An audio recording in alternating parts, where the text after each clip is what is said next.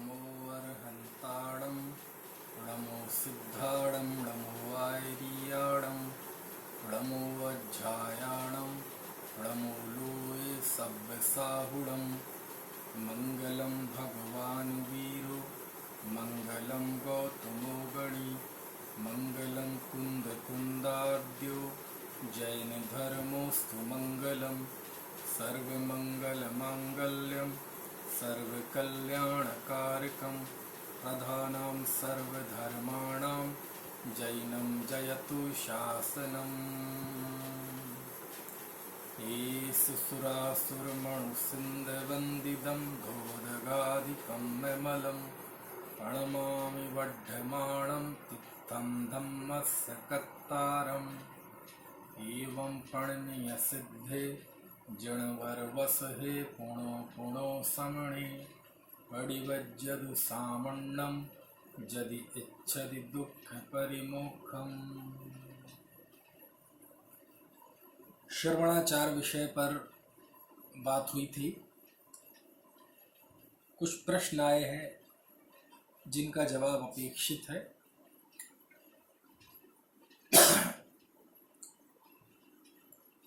पिछले 49 व्याख्यानों में, और यदि अक्षय तृतीया का भी व्याख्यान जोड़ दिया जाए तो 50 व्याख्यान जो श्रवणाचार पर हुए, प्रवचनसार परमागम के चरणानुयोग सूचक चूलिका के आधार पर, और उसमें जो प्रश्न आए, इसके बीच एक और व्याख्यान आया था जिसमें प्रश्नोत्तर हुए थे। अब पुनः कुछ प्रश्न आए हैं जिस पे हम बात करते हैं। इसमें सबसे पहला प्रश्न ये है कि जैसे शुरुआत में ही जब चरणानुयोग सूचक चूलिका प्रारंभ हुई थी तो वहाँ दीक्षा की विधि बताई गई थी। आपिच्छ बंधु बग्गम विमोच दो गुरु कलत कुत्ते ही। वहीं से प्रश्न आया है कि ये जो दीक्षा की विधि बताई गई, माता पिता गुरु आदि को छोड़कर और मित्रों से पूछकर, क्या ये विधि अनिवार्य है क्या? पूछने का विधान अनिवार्य है क्या? ऐसा प्रश्न आया है। तो इसका जवाब ये है कि हाँ, अनिवार्य है। और कोई भी दीक्षा जब लेता है, भले ही महापुरुषी दीक्षा क्यों ना लें, तीर्थंकर जैसे जी भी दीक्षा क्यों ना लें, वह भी बाकायदा जब दीक्षा लेते हैं तो सबसे पूछते हैं। पूछने का आशय वो सूचना देना ही है, तो वो भी पूछते हैं। इसलिए इसमें महापुरुष काल का कि वो पंचम काल था या चौथा काल था, इन सब का कोई मतलब नहीं है। निष्कर्ष ये है कि कोई भी दीक्षार्थी जब दीक्षा लेता है तो वह पूरी प्रक्रिया करता है, पूछता है, आज्ञा लेता है, सबको सूचना देता है ना। और यदि वो जो उत्तरदायित्व उसके ऊपर हो, भविष्य में दीक्षा लेने के समय, दीक्षा लेने के बाद वह उत्तरदायित्वों का उन्हें स्मरण ना हो, इसलिए वो सारी जिम्मेदारी उत्तरदायित्व अपने कर लेते हैं ताकि निश्चिंत हो सके, है ना।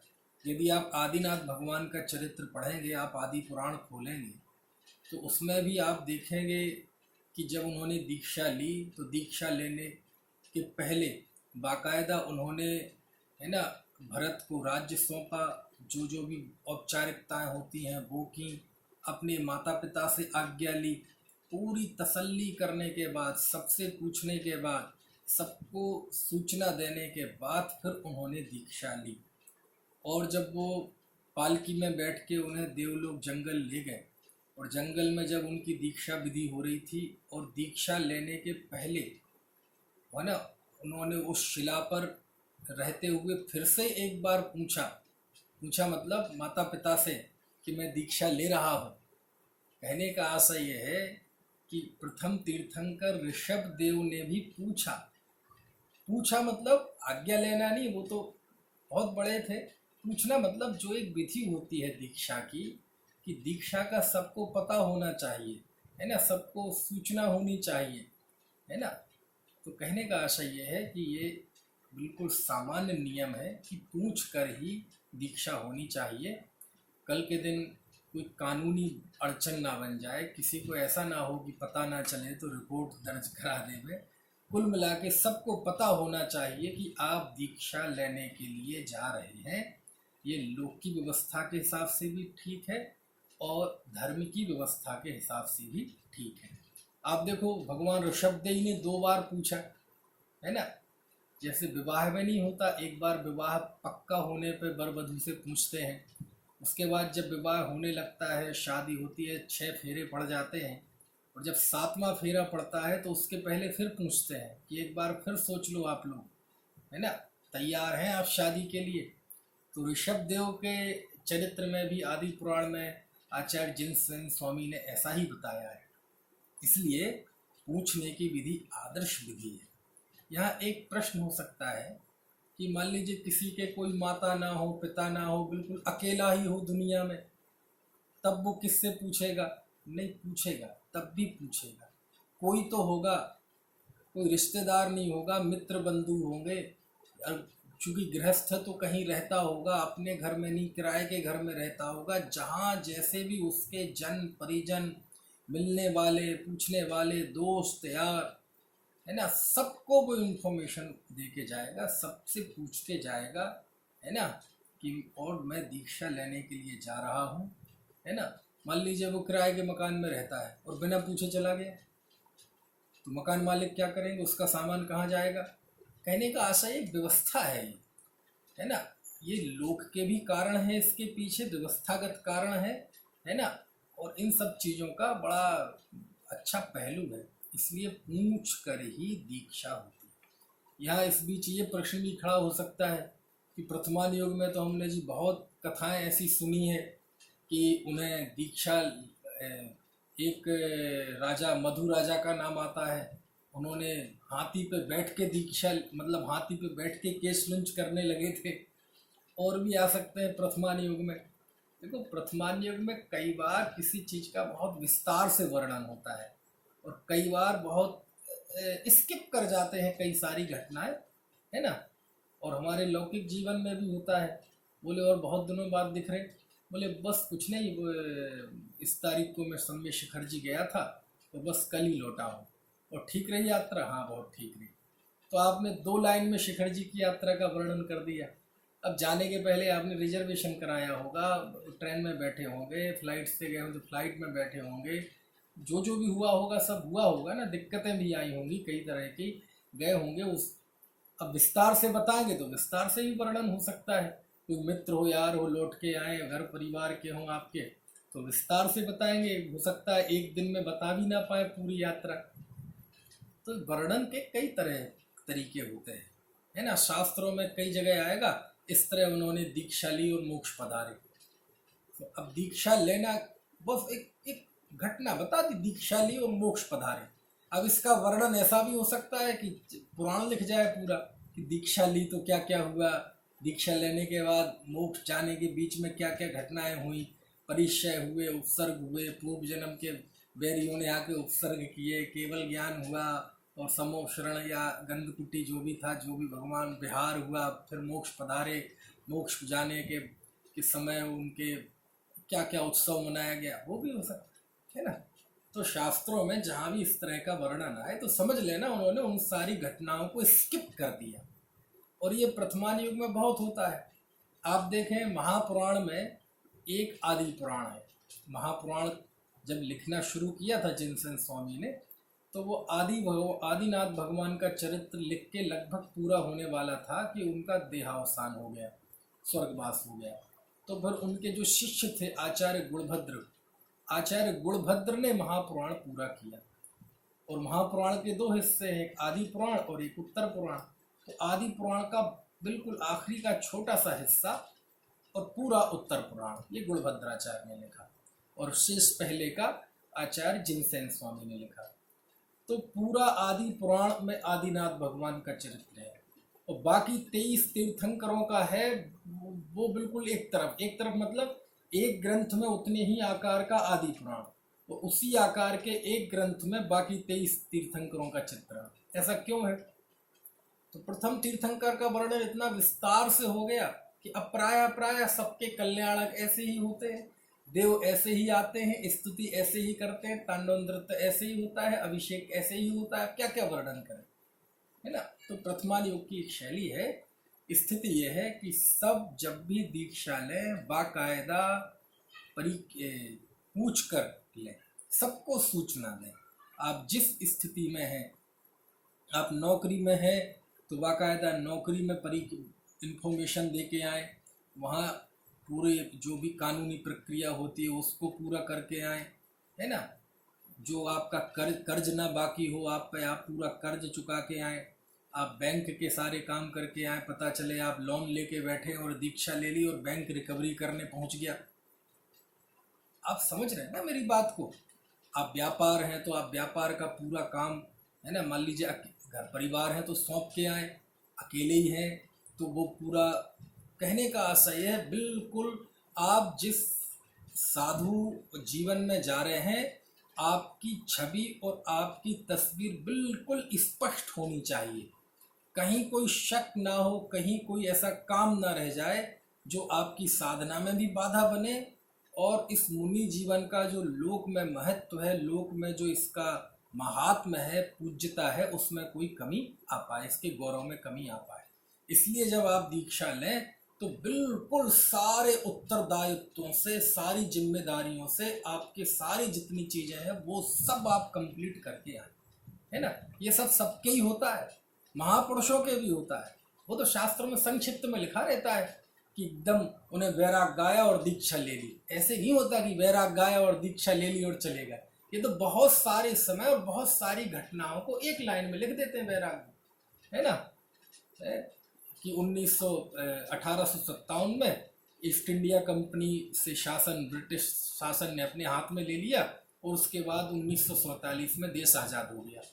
अब 90 साल की घटनाओं को 2 लाइन में बता दिया। तो ऐसे होता है। कहने का आशय ये है कि भैया मूल मार्ग यही है कि सब कुछ पारदर्शिता के साथ हो। समझ गए आप? क्योंकि मुनि जीवन मतलब पारदर्शिता। जिसने वस्त्र तक छोड़ दिए हैं, घर छोड़ दिया है, तो उस जीव का जीवन कितना पारदर्शी हो गया। तो जैसे अब आगे का जीवन बिल्कुल पारदर्शी रहने वाला है, तो उसको जब हम ग्रहण करें और गृहस्थ अवस्था छोड़ें तो पूरी पारदर्शिता के साथ होना चाहिए। ठीक है। अब बाकी सारी व्याख्या तो व्याख्यान में आ ही गई थी। इसी से जुड़ा एक और प्रश्न है कि क्या आचार्य से ही दीक्षा होती है, दीक्षा का और कोई विधान नहीं है? बड़ा महत्वपूर्ण प्रश्न है ये। प्रश्न क्या है आप समझ गए? क्या कोई भी मुनि जब दीक्षा लेते हैं तो क्या आचार्य का होना जरूरी है? देखो, हम कहेंगे होना जरूरी है तो आप कहेंगे साहब तीर्थंकर तो आचार्य से दीक्षा लेते नहीं।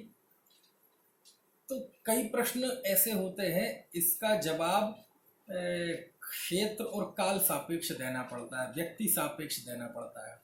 तीर्थंकर जैसे जीव अकेले ही दीक्षा लेते हैं, खुद से ही दीक्षा लेते हैं, किसी आचार्य से नहीं लेते। तो ये बात तो आखिर 100% नहीं कही जा सकती कि दीक्षा जब भी होगी आचार्य से ही होगी, है ना। क्योंकि तीर्थंकर आचार्य से नहीं लेते, लेकिन तीर्थंकर तो 24 ही होते हैं। समझ में है ना। कहने की सामान्यतः आचार्य से ही दीक्षा होती है। उदाहरण तो ऐसे भी आते हैं कि जब गौतम स्वामी भगवान महावीर के समोषण में गए तो उन्होंने वहाँ भी दीक्षा ली। अब किससे दीक्षा ली?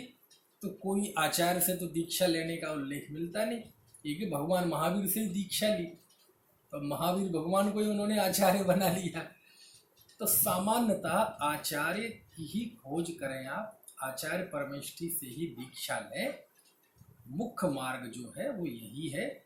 विशिष्ट पुरुषों के जो बिना आचार्य की दीक्षा होती है वो बहुत वो महापुरुषों की बात है, वो हम पे लागू नहीं होंगी। हम आचार्य से ही दीक्षा लें, आचार्य की बराबर खोज करें, आचार्य की भी परीक्षा करें और उनसे ही दीक्षा लेने का विधान है। इस काल में तो बहुत महत्वपूर्ण है ये बात, क्योंकि इस काल में एकल विहार का तो पूरी तरह से निषेध है। क्योंकि एकल विहारी होने के लिए जैसा ज्ञान आचरण तपस्या होनी चाहिए उत्तम 3 संगनन, वैसे इस काल में होते नहीं। और जब एकल विहार होता नहीं तो स्वाभाविक है संघीय परंपरा है, और जब संघीय परंपरा है तो आचार्य भी होंगे, उसमें उपाध्याय भी होंगे, साधु भी होंगे, है ना। बात तो और भी आती है, स्थिविर की भी आती है, प्रवर्तक भी की भी आती है। उस संघ में नव दीक्षित भी होंगे, पुराने दीक्षित भी होंगे, गिलान भी होंगे, वृद्ध भी होंगे, सब तरह के। तो ये संघ व्यवस्था इस काल में विशिष्ट तौर पर होती है, और उस दृष्टि से तो आचार्य दीक्षा देते हैं, किसी आचार्य से ही दीक्षा लेनी चाहिए। क्योंकि मोक्ष मार्ग में यदि आपके पास गुरु नहीं है, आचार्य नहीं है, तो आपके व्यक्तित्व का निर्माण कौन करेगा? आपकी कमजोरियों को कौन दूर करेगा? प्रायश्चित्त कौन देगा? किसकी देख रेख में आपका 28 मूल गुण पलेंगे, है ना। मुख्यता अब कोई बहुत असाधारण परिस्थिति बन जाए तो क्या करें? कोई क्षेत्र काल में विच्छुत्ति हो जाए आचार्य की, जैसे इस काल में 300-400 साल कोई मुनि नहीं थे भारत भूमि भारतवर्ष में, तो शांति सागर जी महाराज थे, वो उन्होंने दीक्षा ली। अब उन्होंने दीक्षा ली तो उनके सामने कोई आचार्य था ही नहीं, कोई नग्न साधु थे ही नहीं, तो ली दीक्षा। अब बिना नग्न दिगंबर आचार्य के भी दीक्षा ले ली। अब वो आप करना रिसर्च कैसे ली, आचार्य तो नहीं थे, सुना है कोई भट्टारक से उन्होंने दीक्षा ले ली थी। कहने का आशा ये है, अब किसी ऐसी भी स्थिति बन जाती है कभी कभार कि जैसे कोई गृहस्थ होता है ना, गृहस्थ की भी सल्लेखना हो जाए ना, सल्लेखना अचानक, है ना, अचानक ऐसी परिस्थिति आ जाए और उसको समाधि लेना हो गृहस्थ को, तो अब समय बचा नहीं है और वह दीक्षा लेना चाहे तो कैसे लेता है? तो वो कहते हैं तुम मरने वाले हो, उतार दो कपड़े, स्वयं दीक्षित हो जाओ। तो वो बहुत असाधारण विशिष्ट परिस्थितियां हैं। अब वो दीक्षा कैसी है, क्या है? सीधे से बात यह है कि सामान्यतः आचार्य से ही दीक्षा लेने का विधान है। ठीक है, चलिए एक प्रश्न आया कि आपने कहा कि जो मुनि होते हैं वह पत्थर मतलब शिला, लकड़ी, धरती, जमीन और सूखी घास की शैया का प्रयोग कर सकते हैं। तो मेरा प्रश्न है कि इनकी व्यवस्था कौन करेगा? पहले तो आपके प्रश्न को मैं करेक्ट कर दूं। आपने कहा, आपने कहा, मैंने नहीं कहा है। मेरी क्या हिम्मत है? मैं कोई व्यवस्था बनाने वाला हूं, मैं कोई आचार संहिता बनाने वाला हूं ना। मैंने नहीं कहा। आचार्य संहिता जो शास्त्र में वर्णित है, मैंने अपनी, है ना, एक कच्ची जुबान से आपको बताया है ना। इसलिए से पहले तो प्रश्न करेक्ट कर ले। इनकी व्यवस्था कौन करता है? जो भैया वृत्ति करने वाले जीव होते हैं, गृहस्थ, वही करते हैं। आहार की व्यवस्था कौन करता है? गृहस्थी करते हैं। औषधि कौन देता है? गृहस्थी देते हैं। बसती का कौन देता है? गृहस्थी देते हैं। शास्त्र कौन देता है? गृहस्थी देते हैं। शास्त्र दान ज्ञान दान कौन करता है? गृहस्थी दान करता है। समझ में आए ना? तो अब शिला और जमीन और पत्थर के लिए तो किसी की जरूरत नहीं है, है ना। लेकिन पाटा वगैरह हो तो मान लीजिए मुनि विहार करते कहीं शून्यागार में है, तो वहाँ हो सकता है पहले से ही रख रखे हो, तो वो कोई ऐसी चीज़ नहीं है। मतलब यह है कि मुनि इन सब चीज़ों की व्यवस्था नहीं करते, ना आहार की, ना औषधि की, ना शास्त्र की, ना बसतिका की, ना अन्न उपकरण की, किसी की भी व्यवस्था मुनि नहीं करते। हाँ, वो इतना जरूर हो सकता है कि वह अपनी पिच्छिका खुद बना सकते हैं, अपना कमंडल वो खुद बनाते हैं। पिच्छिका वो खुद बनाते हैं, कमंडल खुद बनाते हैं। भाई वो नगर के बाहर रहते हैं, जंगल आदि में है, और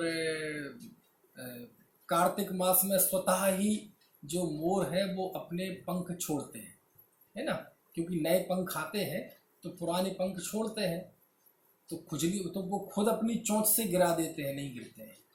तो वो पंखों से वो 2-4 थोड़े से पंखों की पिछी बना सकते हैं, खुद वो कमंडलू बना सकते हैं, ये कर सकते हैं।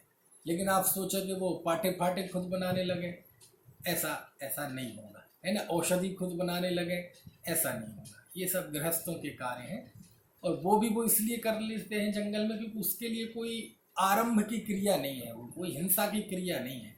आहार बनाना, औषधि बनाना, ये सब तो है ना, बसती का बनाना और शास्त्र बनवाना, ये सब तो आरंभी कार्य है, इससे तो हिंसा होती है, लेकिन उसमें नहीं होती, इसलिए वो जाते हैं। इसी से जुड़ा एक और प्रश्न है कि जो मुनिराज शास्त्र लिखते हैं उसकी सामग्री की व्यवस्था वो कैसे करते हैं। तो इसमें ही उसका जवाब आ गया, हम आप जैसे ही लोग करते हैं। समझ में आया? हम आप जैसे ही लोग करते हैं। कोई मान लीजिए मुनि आ जाए, कोई संत आ जाए, है ना, और हम चाहते हैं कि उनकी लेखनी से हमारे आत्म कल्याणोत्पन्न कर, आत्मा के कल्याणकारी कोई वचन लिख जाए, तो हम ही उन्हें, वो जाए जहाँ होंगे, जिस मंदिर में अथवा जिस तीर्थ में अथवा जिस शून्यागार में, जिस हम जाके उनको उपलब्ध करा देंगे।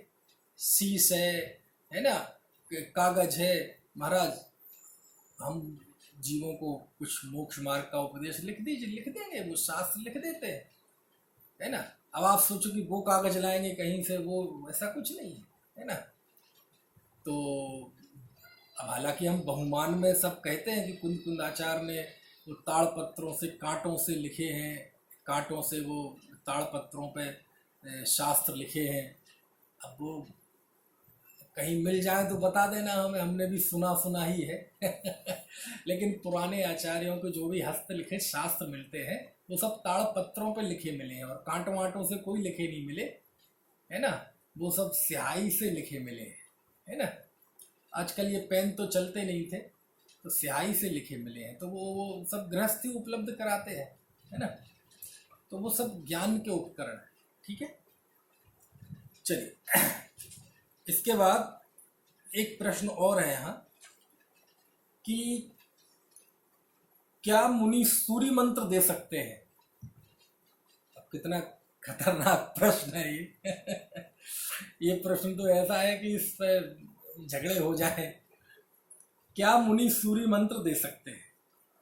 भैया पूरा प्रतिष्ठा का कार्य, पूरा प्रतिष्ठा का कार्य A to Z ये सब प्रतिष्ठाचार्य करता है, ये प्रतिष्ठाचार्य की जिम्मेदारी है। अरे हम महीनों महीनों पहले सारे समाज के लोग प्रतिष्ठाचार्य को आमंत्रित करते हैं कि आप हमारी प्रतिष्ठा विधि कराइए, समझ में है ना। अरे वो शची इंद्राणी तिलक करती है कि आप हमारी ये सारी विधि कराइए। अरे प्रतिष्ठाचार्य को आप छोटा मोटा व्यक्ति समझते हैं? पूरे पंचकल्याणक में कई ऐसी विधियां, कई ऐसे मंत्र होते हैं, अंकन न्यास वगैरह क्रियाएं होती हैं जो प्रतिष्ठाचार्य के ऊपर होती हैं।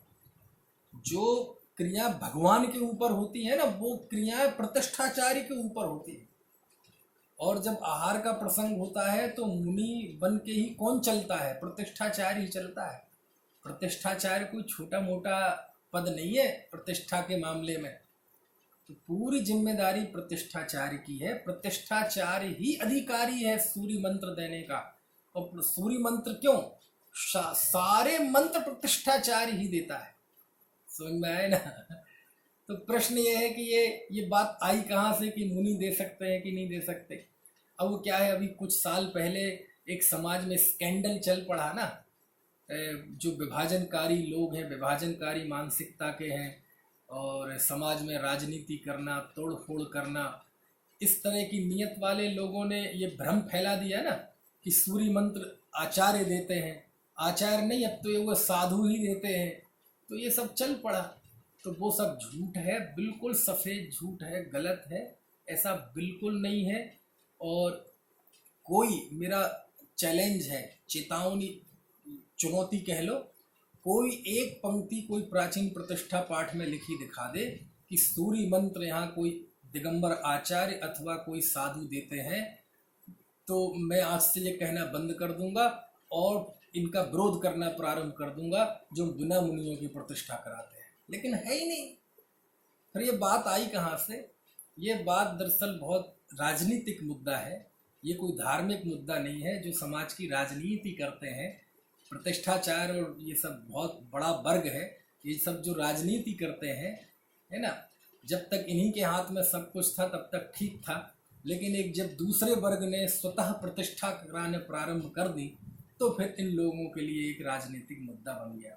हुआ ये दरअसल हमारे जो संहिता सूरी कहलाते थे स्वर्गीय पंडित नाथूलाल जी इंदौर वाले प्रेमी, तो ये बहुत बड़े प्रतिष्ठाचार्य थे। इन्होंने प्रतिष्ठा संबंधी ग्रंथ भी लिखा और दरअसल उन्होंने जब पहले ग्रंथ निकाला 1990 का संस्करण है, तो उसमें उन्होंने पुरानी परंपरा जारी रखी। पहले शीतल प्रसाद जी ने भी लिखा और पहले भी है, तो पुराने प्रतिष्ठा पाठों में साफ साफ लिखा है कि यहाँ सूरी मंत्र प्रतिष्ठाचार्य देंगे। और प्रतिष्ठाचार्य, अब वहाँ क्या है, प्रतिष्ठा पाठ में जगह जगह प्रतिष्ठाचार्य के लिए आचार्य शब्द का प्रयोग है। अब आचार्य शब्द का, चूंकि वहाँ बार बार कौन लिखे प्रतिष्ठाचार्य, यहाँ आचार्य मंत्र पढ़ेंगे, यहाँ आचार्य शुद्ध वस्त्र पहनकर स्नान करके ये कार्य करेंगे, तो वहाँ आचार्य का मतलब पंच परमेष्ठी में जो आचार्य परमेष्ठी हैं वो है, वो करेंगे ये सब, वो शुद्ध वस्त्र पहन के शुद्ध नहा के वो सब कार्य करेंगे। तो वहाँ सूरी मंत्र में लिखा, सूरी मंत्र में कि यहाँ आचार्य दिगंबर होकर ये देंगे, ठीक है। और अब दिगंबर कौन होगा? यदि ये आचार्य की बात होती, जो पंच परमेष्ठियों में हमारे आचार्य भगवंत हैं, तो वो तो दिगंबर ही होते हैं, वो दिगंबर होंगे। और दिगंबर होने तक की तो बात ठीक। बाद में ये लिखा कि जब सूर्य मंत्र की विधि हो जाए तो उसके बाद कपड़े पहनने का भी आदेश है, पहनने का भी निर्देश है कि अब यहाँ प्रतिष्ठाचार अपने वस्त्र पहन लें। तो स्वाभाविक है आचार्य वस्त्र पहन ले, स्वाभाविक है। वो किसकी बात है? प्रतिष्ठाचार्य की बात है। सारी विधि प्रतिष्ठाचार्य कराता है, समझ में आया। लेकिन पता नहीं क्या करें, पंचम काल है, कुएं में ही भांग पड़ गई। फिर बाद में पता नहीं क्या हुआ, कैसे क्या हुआ, जब 1998 में जब अगला संस्करण निकला तो कोई दबाव देके या जैसे भी किया हो, मुझे नहीं पता क्या हुआ, नाथूलाल जी ने उसमें परिवर्तन कर दिया कि यहाँ दिगंबर होकर की जगह होकर शब्द हटा दिया और लिख दिया यहाँ दिगंबर आचार्य वो सूर्य मंत्र देंगे। और वो लाइन भी हट गई कि यहाँ कपड़े पहन लें, क्योंकि जब वो दिगंबर आचार्य ही देंगे तो अब कपड़े पहनने का मतलब ही नहीं। तो ऐसा उन्होंने कर दिया। और मुझे सब जानते हैं वो कैसे हुआ। उन्होंने खुद ही उसके पहले कुछ नहीं तो 50 से भी ज़्यादा प्रतिष्ठाएं कराई, जिसमें उन्होंने खुद सूर्य मंत्र दिया। कोई आचार्य परमेष्ठी नहीं थे, कोई साधु परमेष्ठी नहीं थे, उन्होंने खुद किया। लेकिन बाद में, और उन्होंने खुद लिखा, पहला संस्करण उसमें भी यही था। लेकिन बाद में जब दूसरा संस्करण निकाला तो इसके बीच में कुछ राजनीति हो गई। कुछ लोगों ने दबाव देके अपने प्रभाव में लेके, क्योंकि लिखित प्रमाण तो चाहिए ना, तो उनसे ये लिखवा लिया। और ये कार्य ऐसा हो गया कि मुझे सच में, जैसे वो राजा बसु था ना, तो राजा बसु ने जो अज का अर्थ अनाज ना करके अज का अर्थ बलि का वो बकरा कर दिया था। और इस झूठ के कारण, उस राजा बसु के एक झूठ के कारण, तब से लेके आज तक अरबों अरबों बकरे की बलि दी जाती रही। यानी एक झूठ और एक गलत पूर्णोपरा की वजह से, उस राजा बसु की गलती से आज भी बकरों की बलि दी जा रही है। तो ये भी एक इस तरह का ही जैसा झूठ था, गलत था, कि वो आदरणीय नाथूलाल जी ने लिख तो दिया, लेकिन उसके आधार ले लेके ये चीखने लगे कि ये साधु संत आचार्य परमेष्ठी ही ये देते हैं प्रतिष्ठा। समझ में आया ना? जबकि ऐसा बिल्कुल नहीं है। मुझे याद आ रहा है, एक बार टीकमगढ़ में पंचकल्याणक हो रहा था, तो उसका काफ़ी विरोध हुआ समाज में, और उन्होंने ऊपर कलेक्टर वगैरह को ये कह दिया कि साहब हमारे जैनियों में बिना साधु के सूर्य पंचकल्याणक नहीं होते, क्योंकि साधु ही सूर्य मंत्र देते हैं। तो जब ये कलेक्टर वगैरह जो भी प्रशासनिक और अधिकारी थे, पुलिस के अधिकारी थे, उन तक बात पहुंची, तो उनसे जो मीटिंग हुई हमारी, तो उसमें, अब चूँकि टीकमगढ़ तो प्रतिष्ठाचार्यों की नगरी है, वहाँ तो बहुत बड़े बड़े प्रतिष्ठाचार्य हुए। आदरणीय गुलाब चंद जी पुष्प, आदरणीय बिमल चंद जी सोरया, गुलाब चंद जी पुष्प के सुपुत्र ब्रह्मचारी जयनिशान जी आज के बड़े प्रतिष्ठाचार्य हैं। अब गुलाब चंद जी पुष्प ने स्वयं जो अपना प्रतिष्ठा का ग्रंथ लिखा, उसमें अंदर तो उन्होंने चेंज नहीं किया। उन्हें पता है इस बात की गंभीरता की, प्रतिष्ठा सूर्य मंत्र देने का अधिकार प्रतिष्ठाचार्य को ही है। उन्हें पता है गहराई से बात, लेकिन उन्होंने अपनी बात में भूमिका में लिखने में लिख दिया कि मेरा ये मंतव्य है कि दिगंबर आचार्य को ही, मुनि को ही ये देना चाहिए। अब उनका अपना मत है, तो फिर अंदर क्यों नहीं बदला? क्योंकि पता है अंदर नहीं बदल सकते। अपनी बात में तो आप कुछ भी लिख दो, समझ में आया? और तर्क क्या दिया कि वो ब्रह्म गुलाल था एक, वो नग्न हो गया था तो उसने वास्पस कपड़े नहीं पहने। अरे वो उसने दिगंबर साधु का अभिनय किया था कि बोले साहब नग्न हो गए फिर उसके बाद कैसे कपड़े पहने, तो दिगंबरत्व का अपमान है, ब्रह्म गुलाल की कहानी। अरे ब्रह्म गुलाल की बात अलग है, यहाँ तो ऐसे हर बार नग्न होने का नाम मुनि होना है, तो हम आप तो रोज नग्न होते हैं वस्त्र बदलने के लिए, नहाने के लिए, तो फिर कपड़े पहनने दोबारा की नहीं। अरे वो एक विधि में शामिल है कि प्रतिष्ठाचार्य यहाँ नग्न होकर वो देते हैं और फिर कपड़े पहन लेते हैं, है ना? तो ये विधि में शामिल है। वो वहाँ साधु नहीं बने, वहाँ महाव्रती नहीं हो गए, वहाँ गुणस्थान चेंज नहीं हो गया। वहाँ कहाँ लिखा कि साधु बन दीक्षा लेकर, नग्न होकर, नग्न होने का नाम दीक्षा थोड़ी है भैया। तो ऐसे ब्रह्म गुलाल तो उसने अभिनय किया था मुनि बनने का कि मैं मुनि हो गया, तो उसको फिर आया कि अब मैं वस्त्र नहीं पहनूंगा। तो वो उदाहरण यहाँ कहाँ घटित होता है? प्रतिष्ठाचार्य में। तो अपनी बात में ये सब लिख दिया, लेकिन अंदर उन्होंने भी नहीं बदला, लेकिन नाथूलाल जी ने चेंज कर दिया और वो प्रभाव से करा लिया, और उसका वो आधार ले लेके फिर वो समाज में जहर और विष, है ना, उगला जाता है। तो टीकमगढ़ में क्या हुआ? तो क्या हुआ कि आदरणीय गुलाब चंद जी पुष्प, विमल चंद जी सौर्या और जिन जिनके अभिनंदन ग्रंथ उपलब्ध हो सकते थे, सबके अभिनंदन ग्रंथ में से वो जगह जहाँ उन्होंने प्रतिष्ठा कराई, और सब प्रतिष्ठा में ये लिखा था कहाँ कराई, कौन सी तारीख में कराई, वो किसके सानिध्य में कराई, कौन साधु थे, तो वो सारी लिस्ट फोटोकॉपी करके प्रशासनिक अधिकारियों को दिखा दी, कलेक्टर वगैरह को, कि देखो जो लोग विरोध कर रहे हैं ना, इन लोगों ने इतनी प्रतिष्ठाएं ऐसी जगह पे कराई जहाँ कोई साधु नहीं थे, और उन्होंने खुद कराई, वो खुद सूर्य मंत्र दिया। तो उन प्रशासनिक अधिकारियों की आंखें खुल गई कि यार ये लोग तो झूठ बोल रहे, इतने बड़े पद पे होके गुमराह कर रहे लोगों को। बात समझ में आ रही ना? तो उन्हें बात समझ में आ गई, पढ़े लिखे लोग, तो फिर उनने पूरा सहयोग किया, है ना, और फिर वो उनकी चालबाजी कामयाब नहीं होने दी। कहने का आशय ये है कि ऐसा नहीं है भैया, ये सब झूठ है, इस चीज़ को समझो आप, है ना। ये एक राजनीतिक मुद्दा है, एक ये समाज को विभाजित करके टूट फूट, अंग्रेजों की नीति थी ना, फूट डोलो और राज करो। तो ये सब हमारे ऊपर के जो प्रतिनिधित्व करने वाले हैं समाज के, है ना, त्यागी वर्ग, विद्वत वर्ग, इन सबकी अपनी आपस की एक सोची समझी साजिश है, जिसके तहत ये समाज को तोड़ा जा रहा है। पहले मंदिर तोड़ो, फिर शास्त्र में बंटवारा करो, ये शास्त्र इनके, ये शास्त्र इनके, भगवानों में बंटवारा करो, ये भगवान इनके, ये भगवान उनके, ये मंदिर उनके, वो मंदिर उनके, वो मंदिर मंदिर नहीं है, वो तो स्टैचू हैं, बिना मंदिर के दर्शन किए भोजन कर लेना, लेकिन वहाँ मंदिरों में नहीं जाना क्योंकि इसमें सूर्य मंत्र नहीं दिया गया है। अरे क्यों झूठ बोल रहे भैया, क्यों समाज को बरगला रहे हो?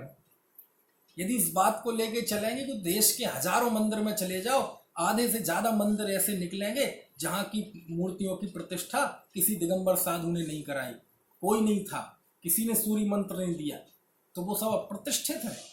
अरे चलो मैं तो छोड़ दो, मैं जहाँ मूल हूँ, सागर जिले में रहली है, मध्य प्रदेश में, मध्य प्रदेश के सागर जिले की रहली एक कस्बा है, वहाँ का मैं मूल हूँ।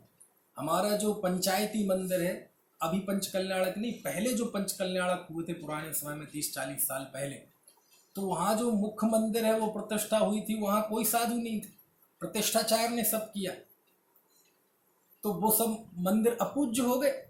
अरे देश में हजारों मंदिर ऐसे हैं, आप चले जाइए, अब जब भी दर्शन करने जाएं जरा प्रशस्तियां देखना, आधे से ज़्यादा मूर्तियां ऐसी मिलेंगी जिस पर प्रतिष्ठाचार्य कोई साधु संत ने प्रतिष्ठा नहीं कराई, कुनी मुनि के संग उसमें नहीं हुई, और सानिध्य भी हुआ था तो सूर्य मंत्र उन्होंने नहीं दिया होगा, है ना।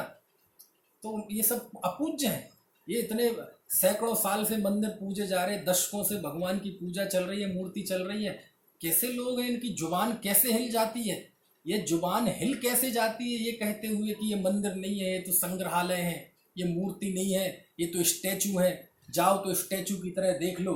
अरे क्या हो गया है भैया, क्या हो गया है, दिमाग में बिल्कुल क्या सवार हो गया है, कैसे लोग हो गए हैं। ऐसा बिल्कुल नहीं है, झूठ है ये बात। आचार्य जिनसेन का प्रतिष्ठा पाठ देख लीजिए, कोई भी प्राचीन से प्राचीन प्रतिष्ठा पाठ देख लीजिए, कहीं भी इसका उल्लेख नहीं है। एक तो सूर्य मंत्र का ही केवल एक जगह उल्लेख है, और उसमें भी ड़मोकार मंत्र ही है, ज़्यादा कुछ नहीं, और बाकी जगह है भी नहीं। और जहाँ है भी, शीतल प्रसाद जी का उठा के देख लीजिए, सब जगह प्रतिष्ठाचार्य द्वारा सूर्य मंत्र देने का विधान है, साधु के द्वारा सूर्य मंत्र देने का विधान नहीं है भैया। ये सब झूठ झूठ चल रहा है, झूठ, बिल्कुल सफेद झूठ, सफेद झूठ, केवल विध्वंसकारी ताकतों के द्वारा, ये केवल समाज में विष घोलने का, जहर घोलने के लिए। कितना बांटोगे भैया, है ना। पहले ही पुराने इतिहास में जैनी लोग, एक समय था दिगंबर श्वेतांबर में बट गए, 13-20 में बट गए, कितने बट गए, अब और कितने टुकड़े करोगे। समाज को तोड़ दिया, मंदिरों में भेद खड़ा कर दिया, अरे भाइयों के बीच में दीवारें खड़ी कर दी। ऐसे विध्वंसकारी लोगों से समाज को बचना चाहिए। सूर्य मंत्र प्रतिष्ठाचार्य देता है, समझ में आया ना। प्रतिष्ठा बिल्कुल विशुद्ध रूप से गृहस्थ के द्वारा, गृहस्थ के लिए, गृहस्थों द्वारा कार्य है। आचार्य निमंत्रण होता है, वहाँ आचार्य निमंत्रण भी प्रतिष्ठाचार्य निमंत्रण है। तो सब प्रतिष्ठा कराने के पहले कोई साधु के पास चले जाएं तो चले जाओ, सब मिल के जाओ। यदि उनको कोई मार्गदर्शन देना हो तो मार्गदर्शन दे देंगे, मार्गदर्शन कर सकते हैं। प्रतिष्ठा में क्या क्या होना चाहिए, है ना, बहुत शुद्धता पूर्वक करें, जीव हिंसा ना हो, कोई पेड़ों का कटान ना हो, शुद्ध भोजन बनाएं, मतलब जो भी उनके दिशा निर्देश हो सकते हैं अहिंसा सत्य धर्म की प्रभावना के लिए और धर्म के पालन के लिए, वो उनसे निर्देश ले, समझ में आया ना। लेकिन उनके द्वारा ही प्रतिष्ठा होगी, उनके बिना नहीं हो सकती। ये सब बातें बिल्कुल बिल्कुल झूठी हैं। शांति सागर महाराज के पहले 400 साल तक कोई साधु नहीं थे, तो मंदिर नहीं बने क्या? और जो मंदिर बन गए वो अपूज्य हो गए, वो मूर्तियां पूज्य हो गई। बोले नहीं नहीं, उस समय तो थे ही नहीं। अरे चलो उनके बाद तो थे, देख लो पिछले 100-150 साल में कितनी प्रतिष्ठाएं हुई देश में, और कितनी मूर्तियों को सूर्य मंत्र साधुओं ने दिया है।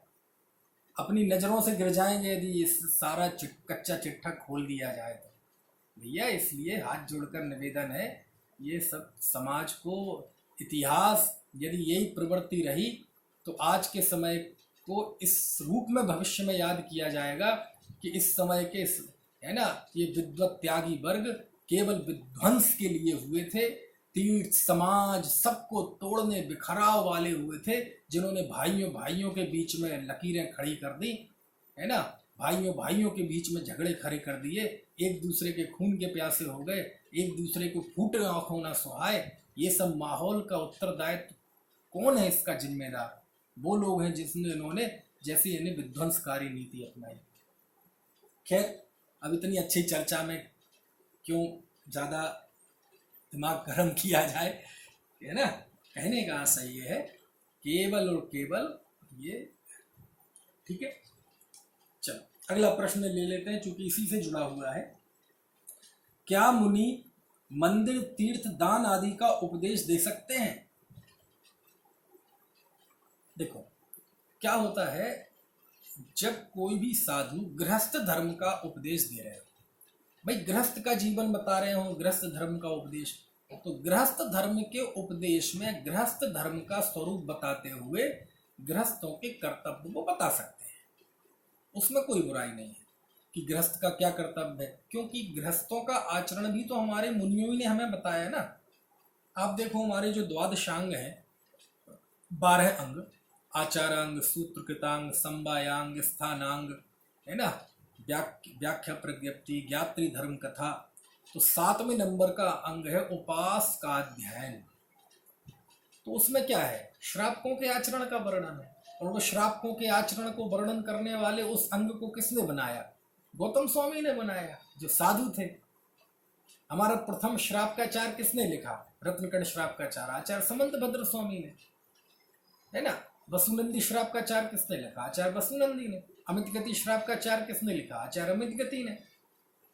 तो हमारे श्रावकाचारों का भी जो वर्णन है, श्रावक को भी साधुओं ने किया है, आचार्यों ने किया है, गणधर स्वामी ने किया है। अब जब वो गृहस्थ धर्म का उपदेश देंगे तो बताएंगे देव पूजा, गुरु उपासना, स्वाध्याय, संयम, तप, दान। अब जब पूजा करोगे तो मंदिर भी चाहिए, अब जब मंदिर में रहोगे तो उसकी संभाल भी चाहिए, उसका उपकरण भी हो, उसका जीर्णोद्धार भी हो, जहाँ जगह हो वहाँ नवनिर्माण भी हो, कैसे होना चाहिए, उसकी विधि क्या हो, है ना। प्रतिष्ठा की विधि, प्रतिष्ठा पाठ भी हमारे प्राचीन आचार्यों ने लिखे, पूजा की विधि, पूजाएं, है ना, वो सब लिखा है। कैसे मंदिर होना चाहिए, उसका वास्तु कैसा होना चाहिए, तो वो सब लिखा है शास्त्रों में। तो उस नाते यदि वो बता सकते हैं कोई दिक्कत नहीं है, लेकिन उसमें संलग्न नहीं होंगे। संलग्न हो जाए कि चलो मैं चलता हूँ, जमीन देखता हूँ, मैं बताता हूँ कैसे बनाओगे, कैसे पैसे की व्यवस्था होगी, कैसे, ये सब नहीं होगा। समझ में आया ना।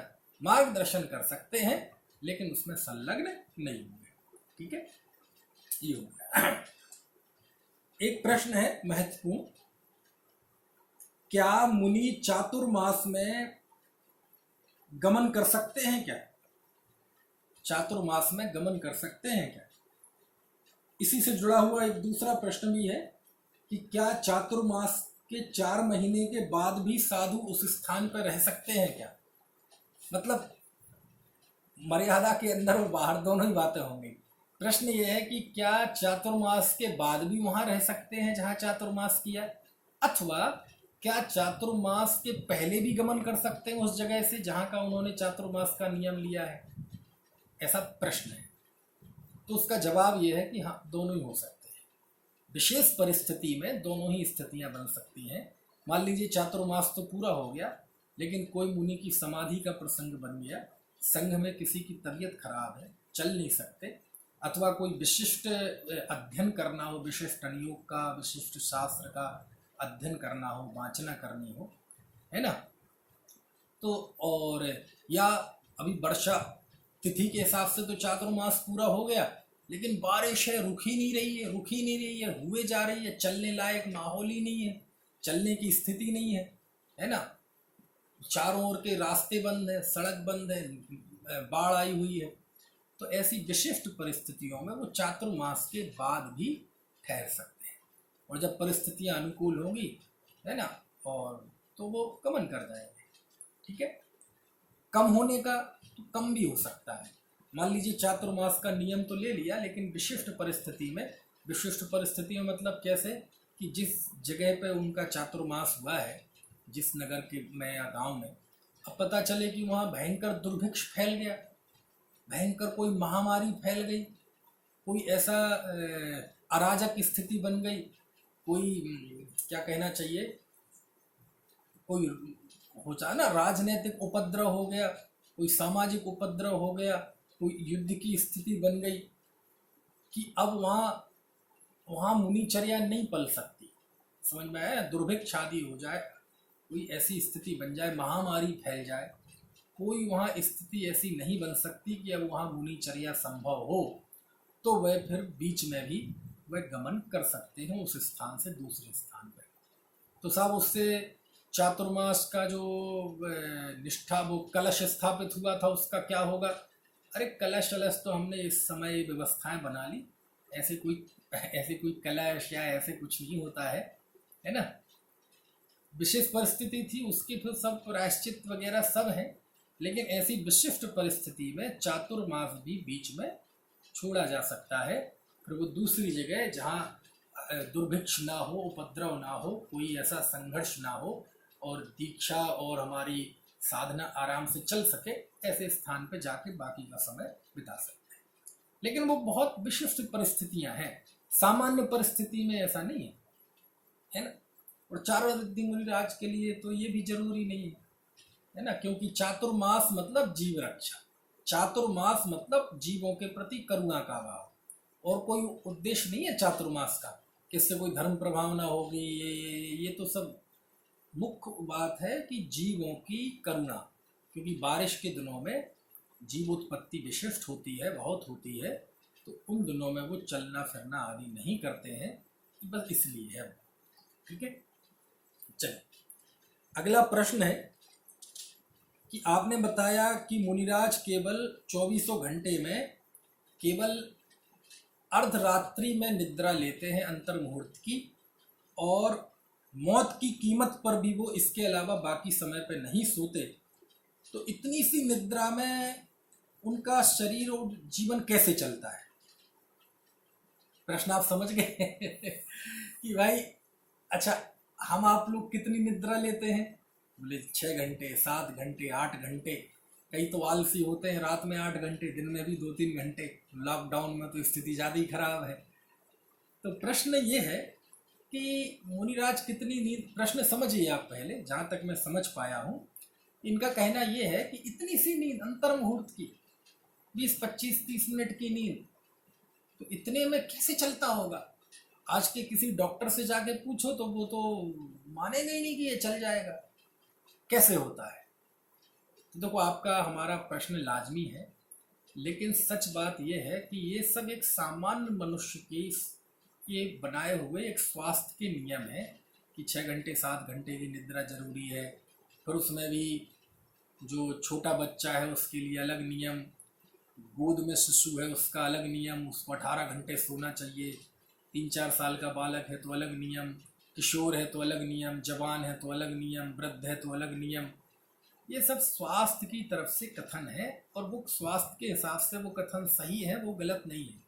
लेकिन जब हम धर्म के क्षेत्र में आते हैं तो आप खुद देखेंगे, देखो जब बहुत बड़ा उद्देश्य हो ना, जिनके जीवन में बहुत बड़े उद्देश्य होते हैं उनकी निद्रा कम होती है। आप बड़े बड़े वैज्ञानिकों का जीवन चरित्र पढ़ लेना, बहुत कम सोते थे। चलो ज़्यादा दूर क्यों जाएं, आज भी ऐसे लोग हैं जो केवल दिन में 3-4 घंटे सोते हैं। और ज़्यादा दूर नहीं जाएं तो हमारे देश के जो माननीय प्रधानमंत्री हैं श्रीमान नरेंद्र मोदी, उनका भी मुझे पता चला है कि वो भी नहीं सोते, 2-3 घंटे एक रात में ही सोते। और समझ गए ना आप? खैर, तो ये बात तो, और आज भी 65, 66, 67 साल की उम्र में भी स्वस्थ है, कोई बीमारी नहीं है। तो ये मिथक तो टूट गया ना कि 8 घंटे की 7 घंटे की नींद चाहिए, ऐसा बिल्कुल भी नहीं है। बहुत बड़े बड़े मेहनत करने वाले राजनीतिक लोग हों, चाहे समाज के क्षेत्र में चाहे धर्म के क्षेत्र में, बहुत कम सोते हैं और फ्रेश रहते हैं। क्यों? क्योंकि नींद जो है ये हमारे दिमाग की मांग है। और मुनि की यदि आप चर्या देखेंगे 24 घंटे की, तो 24 घंटे की जो उनकी आध्यात्मिक चर्या है, उस चर्या में कहीं थकान का काम ही नहीं है। क्यों नहीं है थकान का काम? क्यों? क्योंकि हम सब क्यों थकते हैं? क्योंकि हमारे संकल्प विकल्प बहुत चलते हैं। मुनि के जीवन में कोई संकल्प विकल्प है ही नहीं, ना घर का, ना परिवार का, ना राष्ट्र का, ना समाज का। दिमाग में किस बात की थकान है ना? और उनकी जो सामायिक वगैरह होती है ना, सामायिक होती है, मेडिटेशन होता है, करते क्या है वो 24 घंटे? उनके 2 ही काम है, ज्ञान और ध्यान, शास्त्र का अध्ययन और ध्यान। तो ये जो मेडिटेशन होता है 24 घंटे, शास्त्र पढ़ रहे हैं तो शास्त्र भी एक मेडिटेशन है, समझ में आया ना? सामायिक कर रहे हैं तो वो भी मेडिटेशन है, ध्यान है, समझ है? और शास्त्र भी नहीं पढ़ रहे, सामायिक भी नहीं कर रहे, वह स्तुति कर रहे हैं, वंदना कर रहे हैं, तो ये भी मेडिटेशन है, समझ में आया ना? एकांत में बैठे तत्व चिंतन कर रहे हैं, ये भी मेडिटेशन है। अंधेरा होते ही सब कार्य बंद हो जाते हैं उनके, चलना फिरना, आहार विहार, समझ में आया ना? और सुबह तक, यानी जब तक ये आँखों से आपकी हाथों की रेखाएं स्पष्ट दिख रही हैं तब तक तो ठीक है, और ये स्पष्ट दिखना बंद हुई बस उसके बाद वो एक जगह पे स्थिर हो जाते हैं, है ना? अपनी सैया सब ठीक कर लिया जहाँ है, और बस फिर पूरी रात वैसे ही रहना वहाँ। और कब फिर वहाँ से उठेंगे और जाएंगे कहीं, कि जब तक सुबह हाथों की रेखाएं स्पष्ट ना दिखने लगे। यानी लगभग 12-13 घंटे 14 घंटे का तो लॉकडाउन उनको रोज होता है, तो उस दौरान वो क्या करते हैं? ध्यान करते हैं, मेडिटेशन करते हैं। तो उनकी जो आध्यात्मिक चर्या है, उस मेडिटेशन अपने आप में एक विश्राम है। मेडिटेशन करते हैं, जब ध्यान करते हैं, तो अपने आप उनके शरीर को और उनके मस्तिष्क को विश्राम मिल जाता है, इसलिए उन्हें अलग से निद्रा की जरूरत नहीं पड़ती। उनकी जो अपने आत्म स्वरूप की साधना है, वह साधना इतनी निर्भर और निश्चिंतता की है कि मस्तिष्क में थकान ही नहीं होती।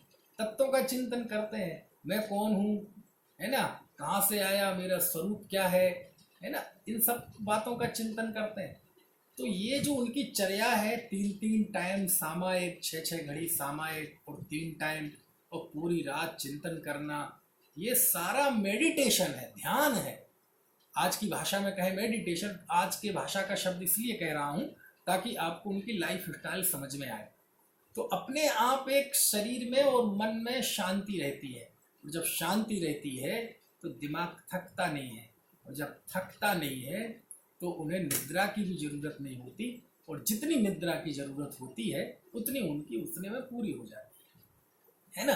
अरे रागी द्वेषी जो 24 घंटे कषाय में और चिंताओं में है, ये 3-3, 4-4 घंटे की नींद में इनका सालों का जीवन निकल गया। तो जो साधक जीव हैं, जो 24 घंटे ज्ञान ध्यान में रहते हैं, है ना, उनका यदि अंतर्मुहूर्त की नींद में ही वापस रिफ्रेश हो जाते हैं तो इसमें कोई आश्चर्य की बात नहीं। और कभी कोई विशिष्ट थकान हो जाए बीमारी आदि की वजह से, है ना, विहार ज़्यादा हो जाए, चलना ज़्यादा हो जाए, और उसकी वजह से थकान में यदि ज़्यादा नींद आ जाए, तो मान लीजिए वो अंतर्मुहूर्त से ज़्यादा नींद तो नहीं लेते, लेकिन नींद ज़्यादा हो जाए तो फिर वो गुणस्थान गिर जाता है, प्रथम गुणस्थान में आ जाते हैं। अंतर्मुहूर्त से ज़्यादा नींद हुई और सीधा गुणस्थान गिर के छठवें गुणस्थान से पहले गुणस्थान में आ जाते हैं। तो फिर क्या करते हैं, कुछ नहीं, निंदा गरहा वगैरह करके चाहे तो वापस शुद्धोपयोगी हो सकते हैं, है ना। ठीक है, इस तरह से। प्रश्न है कि आचार्य कुंदकुंद आचार्य अकलंक देव ने वाद विवाद किया था, क्या यह मुनि भूमिका में संभव है? भैया देखो, ऐसा है, अब कहानी तो श्रुत सागर मुनि ने भी प्रभावना के लिए ही वाद विवाद किया था। किसने? आपने रक्षाबंधन की कहानी सुनी है ना, श्रुत सागर मुनि ने भी वही किया था, वाद विवाद किया था। किससे? बलि आदि 4 मंत्रियों से। और उसका दुष्परिणाम क्या हुआ? दुष्परिणाम ये हुआ कि कितना भयंकर उपसर्ग हुआ पूरे संघ पर, है ना। तो भैया वाद विवाद से तो बचना ही चाहिए, मुनि वाद विवाद से बचते हैं, है ना। लेकिन कभी कोई जिन धर्म की ही बात आ जाए, जिन धर्म पे कोई ऐसी आंच आ जाए, और कदाचित कोई मुनि के जीवन में ऐसी शास्त्रार्थ वाली चीज दिखाई दे, तो वो एक तरह का अपवाद मार्ग ही समझना चाहिए, वह उत्सर्ग मार्ग नहीं है ना। अब चूंकि हम उसे ये नहीं कह सकते कि वो कर्म, क्योंकि जब अकलंक देव और कुंदकुंद देव का प्रसंग आ गया, कुंदकुंद देव ने भी का भी वाद विवाद हुआ था वो देवी से, उसके मुंह से कहलवा लिया था कि दिगंबर मत ही सच्चा मत है, सनातन सत्य पंथ है ना। और अकलंक देव का भी तारा देवी से वाद विवाद हुआ था, बौद्धों की देवी, वहाँ दक्षिण में वो मंदिर भी है, उस मंदिर के दर्शन भी करके मैं आया। वो बाहर बरामदे में वो जगह भी है कि यहाँ तारा देवी थी, यहाँ अकलंक स्वामी थे।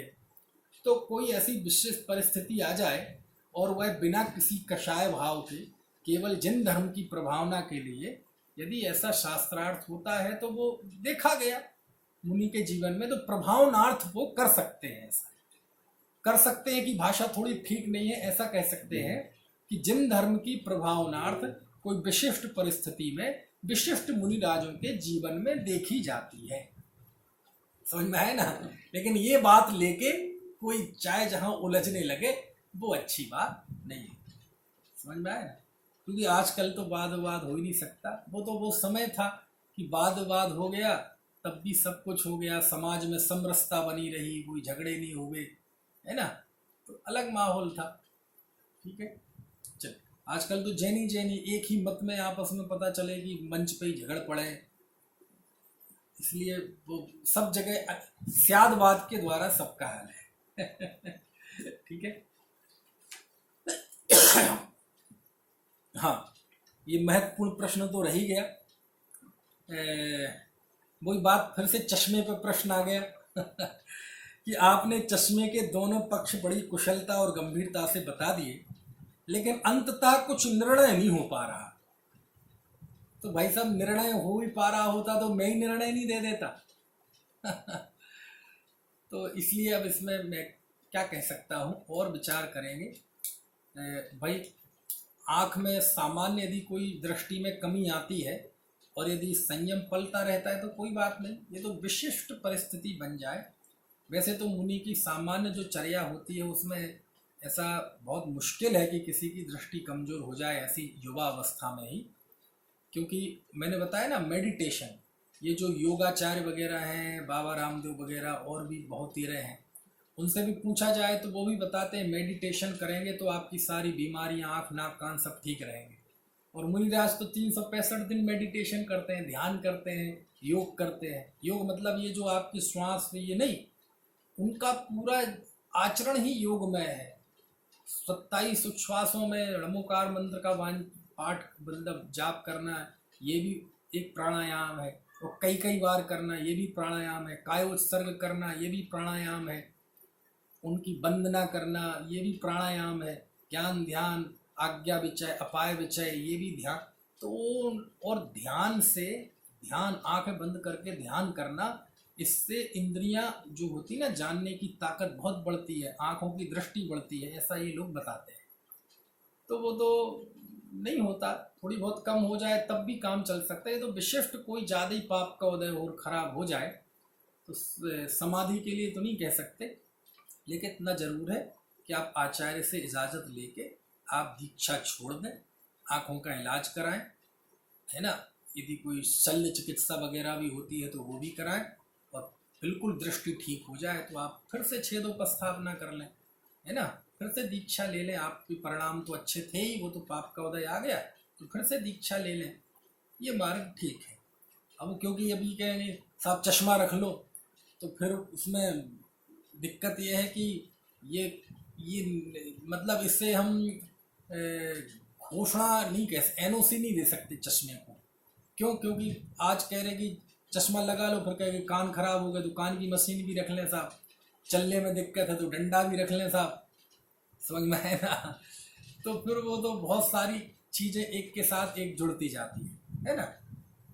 तो इसलिए अब चश्मे का अपन ये तो नहीं कह सकते रख लेना चाहिए, लेकिन ये है कि वो समाधि वाली बात, वो अतिवाद है ना, उससे बचना चाहिए। वो तो बुजुर्ग अवस्था की बात है, लेकिन ऐसी कोई युवा हो, प्रौढ़ हो, उनकी स्थिति बन जाए तो वो इलाज करा के वापस दीक्षा ले लेना, ठीक है। अच्छा, इसके बाद एक प्रश्न और आया है कि क्या मुनि जो आहार लेते हैं वो हाथ में ही आहार क्यों लेते हैं, ये हाथ में ही आहार क्यों लेते हैं। तो ये तो बताया था शायद मैंने, फिर भी आपको दोबारा अपडेट करा दूं। हाथ में स्वाधीनता रहती है। स्वाधीनता मतलब ये है कि ये आपको चूंकि आहार लेना है, अब आप बोलते तो है नहीं, हम आप तो मान लीजिए बोलते हैं तो बता दीजिए ये चाहिए हमें, ये चाहिए नहीं चाहिए। मुनिराज तो बोलते नहीं हैं, तो हाथ में ले, जो आहार नहीं लेना तो अंजुलि बंद कर लेते हैं, है ना।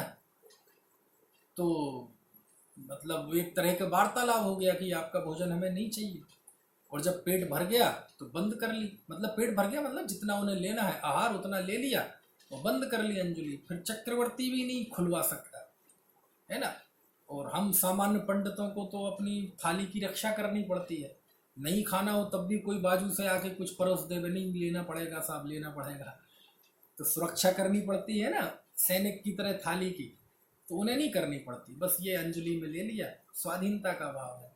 और यदि हम पात्र में लेंगे तो पात्र का जो धोना है, पात्रों में जो कटोरी और चम्मच और वो थालियाँ धोई जाएंगी, तो धोने में जो हिंसा होती है वो आरंभी हिंसा के अंतर्गत आती है। और गृहस्थों के होती है आरंभी हिंसा, मुनियों की नहीं होती, और मुनियों के निमित्त से भी नहीं होती, है ना। कोई कहेगा वो ना धोएं, गृहस्थ धो लेंगे, लेकिन नहीं, क्यों धोएं, गृहस्थ अपने बर्तन धोएं, हमारे जूठे बर्तन ना धोएं, क्योंकि हमारे बर्तन हमारे मुंह से कोई बर्तन जूठा होता ही नहीं है। हाँ, इसलिए स्वाधीनता, स्वाधीनता का भाव भी है, दूसरा उसमें आरंभी हिंसा का त्याग भी है, और तीसरा एक ये समझ लो नियम भी है, मतलब उतनी देर का एक संकल्प भी हो गया कि जब तक ये अंजलि रहेगी तभी तक भोजन लूंगा, यदि अंजलि छूट गई तो भोजन नहीं लूंगा। तो इतनी देर के लिए वो प्रतिज्ञाबद्ध होते हैं उस अंजलि से, है ना। और अच्छा है, ये भी बढ़िया है कि हाथ में हार लेने से आप अपना वैभव भी नहीं दिखा पाते, पता चले नहीं तो महामुनिराज घर में आए तो आप सोने चांदी की थालियाँ, उसके बर्तन, उनमें भोजन कराएंगे उन्हें तो वैभव दिखाएंगे, है ना। तो ये भी अवकाश नहीं है, इसलिए वो कर पात्री ही होते हैं। ये स्वाधीनता का भाव है ना। और ये कर पात्री के विरुद्ध ही तो वो श्वेतांबरों में आया था, वो पात्रों में लेने लगे थे, ठीक है। तो ये और एक और याद आ गया कि चूंकि वो 32 प्रकार के अंतराय टाल के आहार लेते हैं। मान लीजिए वो आहार ले रहे हैं और उन्हें अंतराय आ गया। अंतराय मतलब भोजन में कोई चीज़ दिख गई, भोजन में भी ना दिखी, भोजन तो ठीक है, लेकिन कोई ऐसी परिस्थिति बन गई, कोई आग जल गई, कोई जीव आ गया, हिंसक कई होते ना अंतराय, तो वो अंतरा आ गया तो कम से कम हाथ में जो ग्रास है वो ही खराब होगा, वो छोड़ देंगे, ठीक है ना। वो किसी को दे तो सकते नहीं क्योंकि वो जूठा है, आपकी अंजलि में है, तो छोड़ देंगे, उतना ही वेस्टेज जाएगा। अब मान लीजिए थाली में ले लिया, अब अंतरा आ गया तो उतना भोजन कहाँ जाएगा, वो जूठा है, खिला सकते नहीं, पाप है, समझ में आया, फिर बेकार जाएगा वो। तो ये मतलब हाथ में भोजन लेना, ये इसमें एक तरह की राजभक्ति भी है, राष्ट्रभक्ति भी है, ये किसान का भी सम्मान है कि किसान ने जो अनाज उगाया है उसे हम वेस्टेज नहीं फेंकेंगे। इसलिए आज भी देखा होगा कई लोग, जो मुनि की बात नहीं है, गृहस्थों में भी बहुत पहुँच के खाते हैं, बिल्कुल एक दाना उनके थाली में नहीं मिलेगा, और अनेक लोग तो पानी डाल के ऐसा थाली भी पी लेते हैं। तो ये राष्ट्र के प्रति भी सम्मान है, ये किसानों के प्रति भी सम्मान है, जिस पिता की आजीविका हम खा रहे हैं वो पिता के प्रति भी सम्मान है, उस अन्न का भी सम्मान है, और जीवों की दया भी है इसमें। तो अंजलि में एक ही ग्रास खराब होगा यदि अंतरा होगा तो ये राष्ट्र का भी सम्मान है, किसान का भी सम्मान है ना, उसकी गृहस्थ के द्वारा आजीविका कमाता है उसका भी सम्मान है ना, अन्न का भी सम्मान है, और कोई हिंसा भी नहीं होगी एक्स्ट्रा, उसका भी सम्मान, ठीक है। तो ये सारी चीज़ें, चलो समय हो गया है, और भी प्रश्न है, और आपके मन में और कोई प्रश्न उमड़ रहे हो तो आप लिख दीजिएगा मुझे, अगली चर्चा में उन सबके जवाब आ जाएगा।